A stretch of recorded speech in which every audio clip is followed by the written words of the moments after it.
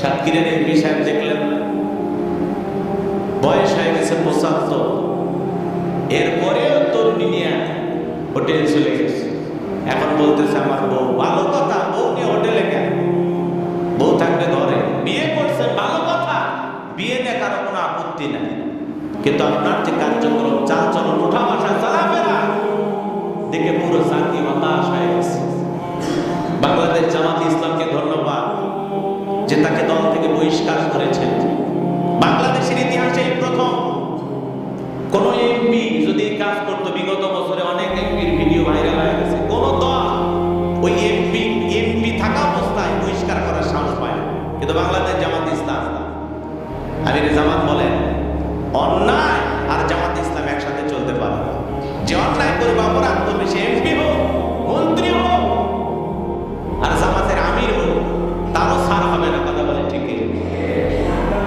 এই গাজী নজরুল ইসলামকে দল থেকে বহিষ্কার করা হয়েছে। সোশ্যাল মিডিয়ার মাধ্যমে আমরা খবর পেলাম, এই লোক নিজে বলছেন যে আমি জাসদ করি, আওয়ামী লীগ করি, ছাত্রলীগ করি, এরপরে আমি জামাত ইসলাম শুরু করছি। কথা বোঝেন না? তো এই জন্য এই সমস্ত মানুষদের দ্বারা এই ঘটনাগুলো পুরো জাতি লজ্জিত। এই বৃদ্ধ বয়সে কিভাবে সম্ভব?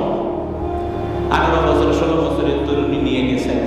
বিয়ে করলে বউ থাকবে ঘরে, আরে বিয়ে করলে এমপি হয়, আপনি তো 500 মানুষকে দাওয়াত দেন, 1000 মানুষকে দাওয়াত দেন যে আমি বিয়ে করলাম, পুরো জাতি জানুক। কথা বলে ঠিক? বিয়ে তো দোষের কিছু না। এখন বলতেছে আমাকে জিম্মি করা হয়েছে, টাকা চাইছে, নানান কথা বলে নিজেকে বাঁচানোর চেষ্টা করতেছে। কিন্তু আজকে পুরো সমাজ আপনাদের এই ঘটনাগুলোর দ্বারা পুরো জাতির কাছে আমরা লজ্জিত হয়ে যাই। মানুষ ফোন দিয়ে বলে, হুজুর কি করলো এটা? আমরা কি বলবো? আজকে যেই করতেছে দেখেন অনেকেরই ভিডিও ফুটেজ ভাইরাল হয়ে যায়। এই জন্য সতর্ক থাকতে হবে। দুনিয়ার সিসি ক্যামেরায় ধরা পড়েছে, ভাইরাল হয়ে গেল। আল্লাহর ভয় যদি থাকতো, তাকওয়া যদি থাকতো, সেই মানুষের দ্বারা এই ধরনের কাজ করা সম্ভব নয়। কথা বলেন ঠিক না? আল্লাহর ভয় নাই, টুপি আছে, দাড়ি আছে, আপনি একজন মুক্তিযোদ্ধা ছিলেন, হ্যাঁ? আর আপনারা পুরো জাতিকে কি শিখাইতেছেন, কি দিলেন জাতিকে উপহার?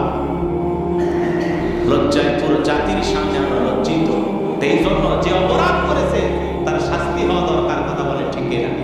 জামাত ইসলাম তাকে বহিষ্কার করেছে এবং ইসির কাছে চিঠি পাঠাইছেন যেন তার এমপি পদ না থাকে। এই জন্য ইসলামী আন্দোলনের এই সাহসী পদক্ষেপকে আমরা ধন্যবাদ জানাই। যিনি অপরাধ করুক না কেন, সে এমপি হোক আর যত বড় ক্ষমতাধর হোক না কেন, তার শাস্তি হওয়া দরকার। বিয়ে করলে আপনাকে কেউ কিছুই বলবে না। আর যে জামানা আসছে, বিয়ে করলে অন্তত কাবিন যে করছেন তার একটা ছবি তুলে মোবাইলে রাখবেন, যেটা আমার হালাল স্ত্রী। কি কথা বলবেন? একটা ছবি তুলে মোবাইলে রেখে দেবেন, সাথে সাথে যেন প্রমাণ দিতে পারেন, জাতি যেন আপনাকে নিয়ে মিথ্যা কোনো অপবাদ না দিতে পারে, মিথ্যা কোনো তথ্য না ছড়াইতে পারে। আপনি সাথে সাথে বলে দেবেন যেটা আমার হালাল স্ত্রী, যে বিয়ে করছে। বিয়ে করতে বাধা নাই। যে কবির বই আপনারা পড়েন, সাহিত্যিক হুমায়ুন আহমেদ, তিনিও তো বিয়ে করছেন। শাওন সাহেব, শাওন ছোট্ট একটা মহিলা ছিল না? কথা বলেন, সে সময় বয়স কত ছিল? 13-14 বছর। কতই বয়স হবে? সাহিত্যিক হুমায়ুন আহমেদের বই পড়তেছেন, উনিও ছোট মেয়েকে বিবাহ করছেন। তো ছোট মেয়েকে বিবাহ করা খারাপের কিছু না। আপনার স্ত্রী প্রয়োজন, আপনি বিবাহ করবেন, কিন্তু যা শুরু হয়েছে এটাকে জাতির মানুষ আর বিবাহ নিতে পারে না। কথা বলে ঠিক? যেটা বাঁচার জন্য বলতেছে।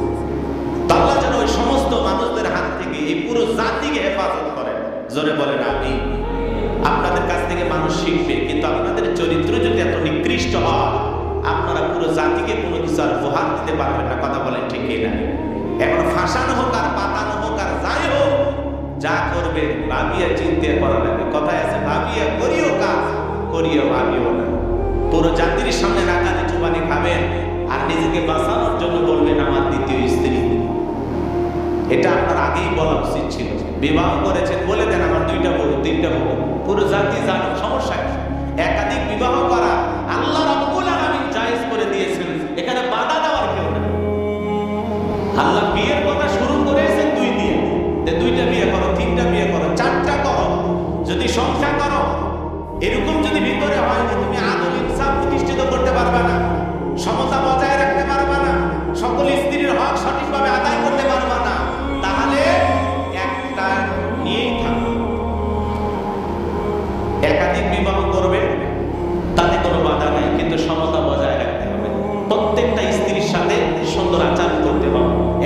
চোখে দেখতে হবে, মহব্বত ভালোবাসা সব একভাবে হবে, সমানভাবে হবে। আল্লাহ রাব্বুল আলামিন